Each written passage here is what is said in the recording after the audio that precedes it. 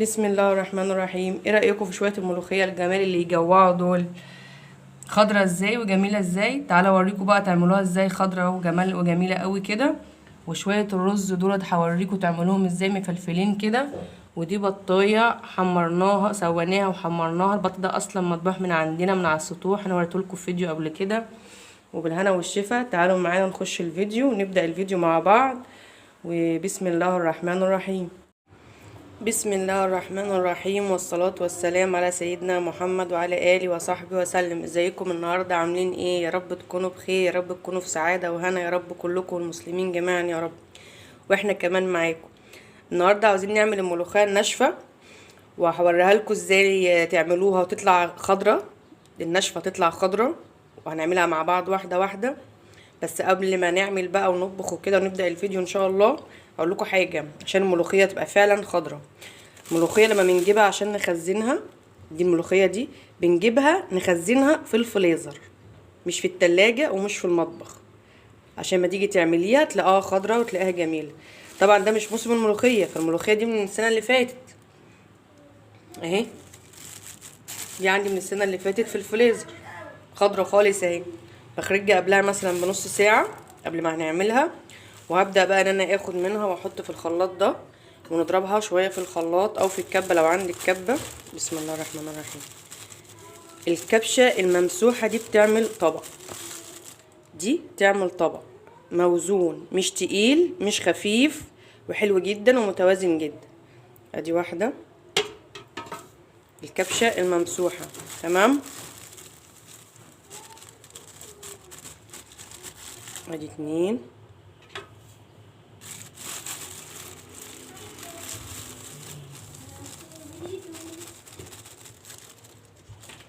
ادي تلاتة. احنا عايزين نعمل طبق 4 اطباق عشان يكفونا. يعني دي ممكن بقى الاخرانية دي منملهاش قوي، لان هما يتربطوا مع بعض فيبقوا ايه مع بعض. يعني انت لو عايز تعملي 4 اطباق مع بعض ممكن تعمليهم ب3 كبشات ونص زي ما انا ما عملت كده. هتعملي طبقين 2 يبقى تحطي كبشتين، تمام.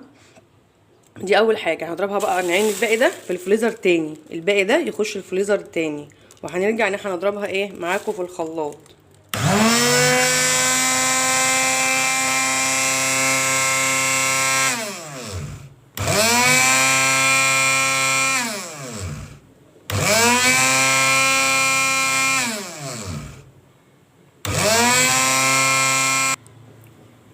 دلوقتي معانا الملوخيه اهي بعد ما انضربت، يا رب تكون واضحه معاكم. على فكره بقى لما بتبقوا مظبطين الدنيا كده كلها، مش مهم خالص نوع الشوربه او المرقه اللي هتعملي بيها، ممكن تعمليها كمان بميه بس، تمام. بس احنا النهارده هنعملها على مرقه بط. والثوم دوت اللي احنا هنستعمله معاها النهارده هوريهولكوا دلوقتي امتى تحطوها، والثوم يبقى اصفر يبقى احمر يبقى لونه ايه بالظبط. هوريكوا ده كله واحده واحده عشان تعرفوا تعملوا ملوخيه ناجحه للصغيرين وللكبار. في ناس على فكره بيبقوا متجوزين ومخلفين وما بيعرفوش يظبطوا الملوخيه كمان لحد دلوقتي. خليكم معايا وانا هوريها لكم للاخر. بسم الله ما شاء الله، الله اكبر، بسم الله ما شاء الله، الله اكبر. البطايه دي من البط اللي احنا كنا دابحينه معاكم في فيديو قبل كده على السطوح. البطايه دي من البط اللي احنا دابحينه على السطح مع بعض. سيبناها تغلي الاول عشان هناخد منها المرقه نصفيها عشان نعمل منها الملوخيه. وهنعمل كمان الرز الحبايه وحبايه بتاع زمان بقى اللي اجدادنا كانوا معلموه لنا، ده اللي بناكله حاف من غير اي حاجه، من غير ملوخيه ولا بط ولا فراخ ولا سلطه ولا اي حاجه من الحاجات دي. ايام زمان بصراحه كانت كلها بركه وكلها خير. يا رب يعيد علينا ايام زمان دي تاني يا رب. خليكم معانا عشان نكمل مع بعض. هناخد بقى من الشوربه ديت شويه كده على جنب نصفيهم. هنا هنمسك المرقه اهوت بالكبشه كده، هي لسه ما كملتش سوا، البط ما استويش. هنحطها هنا عشان تصفي التوابل اللي احنا حاطينها للبطه. يعني في فلفل اسمر، في لورو، في حبهان، في كزبره، فالحاجات دي كلها، ودي ليمونه برضو بنحطها مع البط.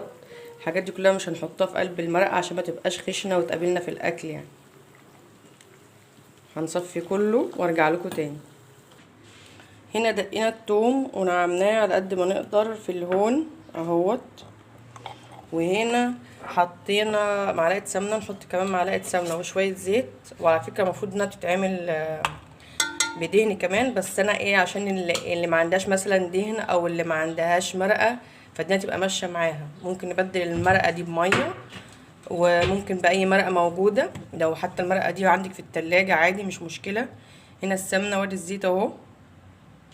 خليكم معايا عشان هوريكم حاجات في السوا عشان تبقى ناجحه معاكم، وفي حاجات تانية بتتعمل مع الملوخيه الخضراء برضو في السوا، ممكن تكون العكس بالظبط. فخليكم معايا، ولما الخضره تطلع ان شاء الله برضو هوريها لكم تتعمل ازاي عشان تبقى ناجحه معاكم زي ما بتشوفوها على التلفزيون وزي ما بتشوفوها عند الناس اللي انتوا بتحبوها قوي. يعني اول ما بتشوفوها كده، في ناس اول ما بتشوفوها عندهم بتحبوا الملوخيه. هخليكم تعملوها في بيوتكم بقى. خليكم معايا، هحطها على البوتاجاز معاكم اهو. كده حطيناها على البوتاجاز وبدات السمنه انها تسيح مع الزيت. عاوزه تحطي زيت بس براحتك برضو، المهم ان في الاخر تيجي نفس النتيجه، انها تبقى متماسكه وقوامها يبقى حلو وشكلها يبقى حلو، تبقى خضره مع انها هي ناشفه. يعني الملوخيه اللي معانا اصلا ملوخيه ناشفه، بس عشان تبقى محتفظه بخضرها. وزي ما قلنا اهم حاجه ان لما تيجي تحفظي الملوخيه الناشفه تحفظيها في الفريزر.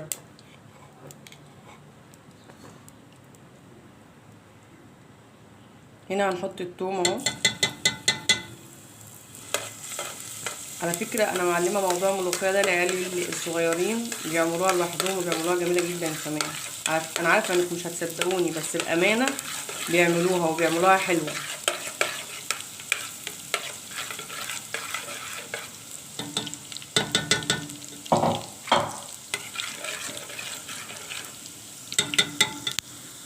خليكم معايا بس ثواني انضف الكاميرا عشان الصهد، عشان اوريكم امتى نزود المرقه. يا سلام بقى على ريحه الثوم اهوت. دلوقتي هنزود المرقه. بسم الله الرحمن الرحيم، بسم الله الرحمن الرحيم، بسم الله. المرقه دي اللي احنا مصفينها مع بعض من مرقه البط، هنحتاج شويه ميه كمان او شويه مرقه كمان، مش مشكله، هنزود كمان شويه مرقه.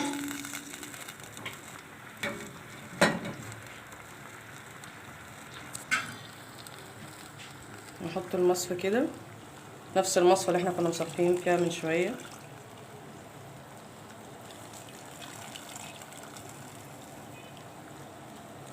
بس تمام. على فكرة احنا كده ممكن نحتاج كمان شوية ملوخية، مش مشكلة خالص، بس احنا عرفنا نظبطها ازاي. انت بقى لو بتعمليها اول مرة ما تعمليش بالكبشة وما تتكسفيش من اللي انا هقوله. انت هتجيبي الطبق اللي انت بتغرفي فيه. انت مثلا عاوزة طبقين من الطبق ده، الطبق ده هتمليه بس مش اللي قوي، يعني هتعمليه طبق الا ربع مرقة او مية او شوربة زي ما بتقولوا، او زي ما عاوزين تعملوا. تمليه طبق اللي هتعملي فيه اللي هتغرفي فيه الملوخيه، وتعايريه. تعايري الطبق اللي هتغرفي فيه الملوخيه ده. عاوز طبقين تعايري طبقين، عاوزه 3 تعايري 3، بس يكون الطبق الواحد طبق الا ربع. تمام، بس مرتين او 3. تمام، على قد ما انت ما عاوزه، عشان الكبشه اللي انا وريتها لك في الاول لما نضربها في الخلاط، اللي هي الكبشه الممسوحه او الكبشه الا ربع دي، بتعمل طبق ملوخيه. طبق ملوخيه. تمام. هنا هنحط 2 مرقه دجاج. 2 مرقه دجاج. عاوز تحطي 3 عاوز تحطي 1 براحتك برضو، بس مرقه الدجاج بتخليها كويسه ومعقوله متبقاش مسخه. هنحط هنا معلقه ونص ملح ببهارات. ملح ببهارات، لو ملح ابيض يبقى معلقه واحده، لان احنا مكناش لسه حاطينه للبط ملح. اهو معلقه ونص ملح ببهارات. تاخد غلوه واحده كمان بعد الحاجات دي، وبعدين بقى هوريكم نسقط الملوخيه ازاي. خليكم معايا في الحته دي. لو انتوا معايا لحد دلوقتي اعملوا لي اشتراك واعملوا لي لايك وبعتوا لي اي تعليق تحبوه، يعني بعد اذنكم طبعا. وزي ما اتفقنا قبل ما نخش المطبخ نقول بسم الله الرحمن الرحيم ونصلي على سيدنا محمد، وما نخافش من اي حاجه، ونخلي قلبنا جامد، وان شاء الله الحاجه تطلع كويسه جدا، ربنا مش هيكسفنا. اعملوا لي اشتراك بعد اذنكم واعملوا لي لايك. بس هنا بقى هنسقط الملوخيه، خليكم معايا بقى. بسم الله الرحمن الرحيم، بسم الله الرحمن الرحيم، بسم الله الرحمن الرحيم.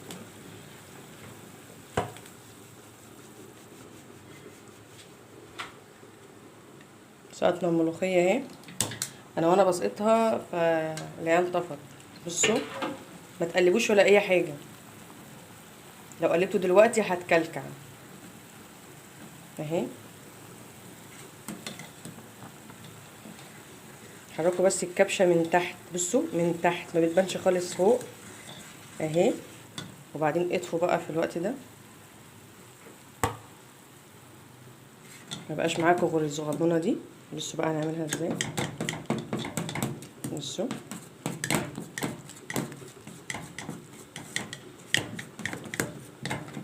زي المضرب كده بس بالكبشه من تحت. بصي تمسكي كده كبشه كده اهي. الحته اللي تكلكع منك ما تخافيش منها، انا هوريكي ازاي تفكها دلوقتي ومن غير مضرب. انتوا شايفينها الاول ولا مش شايفينها؟ بسم الله الرحمن الرحيم. لا واضحه. بصي بقى المكلكعه دي تجيبها كده، بصي زنقها كده اهي، قومي عاملاها كده بس. نجيب غيرها، ناخد الكبيره دي اهي اهي اهي، ولا هتقرفك ولا، وانت اصلا لو سبتيها شويه بعد اللي احنا عملناه ده هتلاقيها كلها فكت لوحدها. بس انا يعني عشان في بنات بيخافوا اول ما بتعمل كده ويسيبوها ويمشوا اوضه باظت، في ناس بترميها. لا لا لا عادي اهي. بس الكلام ده والبوتاجاز مطفي، الكلام ده والبوتاجاز مطفي. ده في واحده كبيره ما شفناش.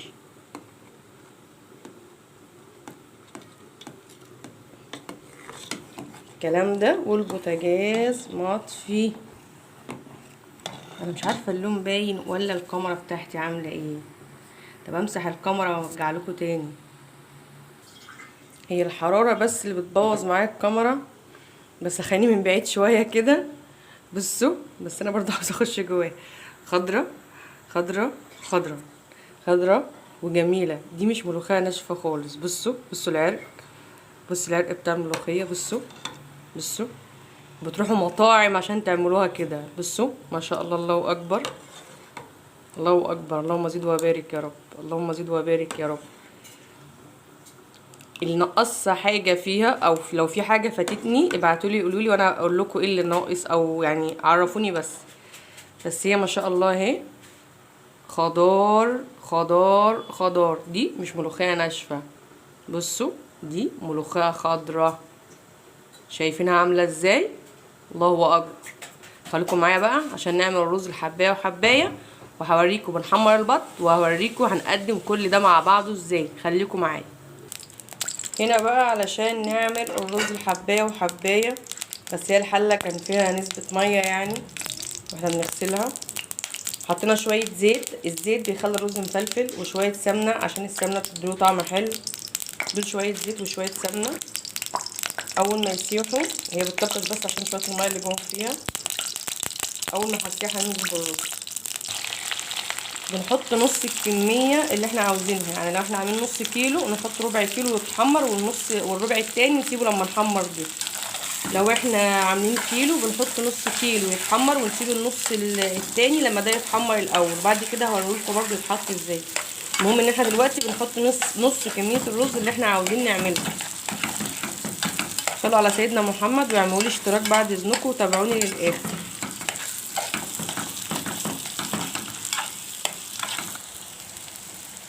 كل شويه نقلب فيه كده.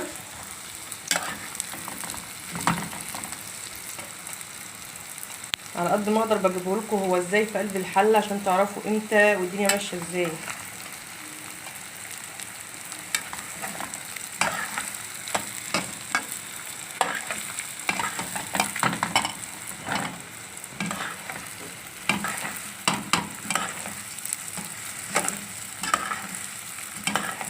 مش كل شويه يعني، شويه كده وشويه كده. نقلب شويه ونهدى شويه.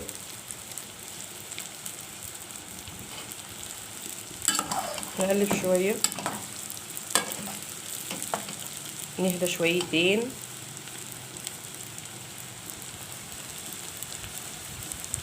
ولسه بدري عليه قوي على فكره، ما تستعجلوش.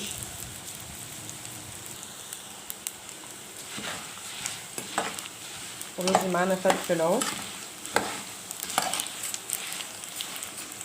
بس هو برضو لسه بدري.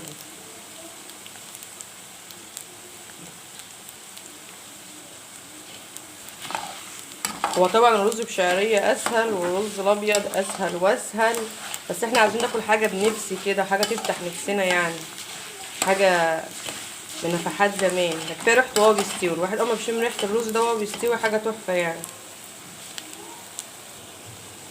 ده اول تغيير في درجة اللون بتاع الرز،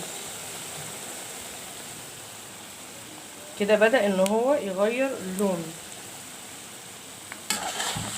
دي تاني مرحلة اهوت في اللون اهوت، وكده بدأ ان هو يتحمر خالص. وهنسقط بقى معاكم، هنسيبه شوية كمان واوريكم اللون اللي عنده. هنسقط باقي الرز هنا. دي درجة اللون اللي احنا هنضيف عليها باقي الرز. خليكم معايا بقى عشان نضيف بقية الرز ونشوح ونزيد.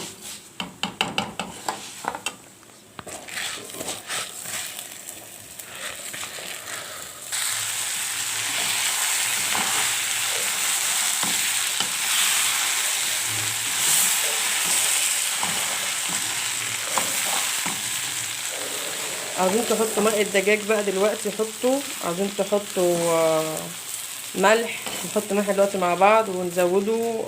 انا ما بحبش ازوده مرقة بصراحة، انا هزوده مية.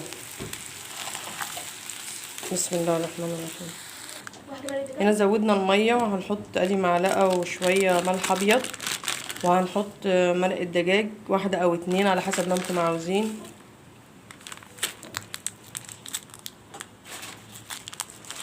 بس شوية رز بقى، ما اقولكوش على الريحة. اول ما طشينا بس كده المية بتاعته، هنغطي عليه بقى دلوقتي. خليكم معايا برضو عشان لسه هنكمل بقية الفيديو. اعملوا اشتراك واعملوا لي لايك واسمعوا الفيديو للاخر. وهنا بنحمر البط معاكم اهو بعد ما استوى.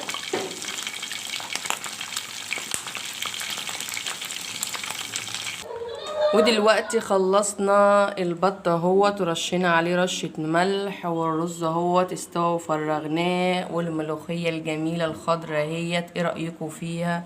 بسم الله ما شاء الله، الله اكبر. بالهنا والشفا عليكم كلكم يا رب. وكده احنا خلصنا الفيديو للنهاية. واللي تناه معايا لحد دلوقتي يعمل لي اشتراك للقناة. مش عارفة هي الكاميرا جت لحد الاخر كده وايه اللي حصل لها، بس انتوا شايفين اللي حصل يعني اثناء الفيديو كله. مع السلامة، وكل سنة وانتم طيبين. مع ألف سلامة.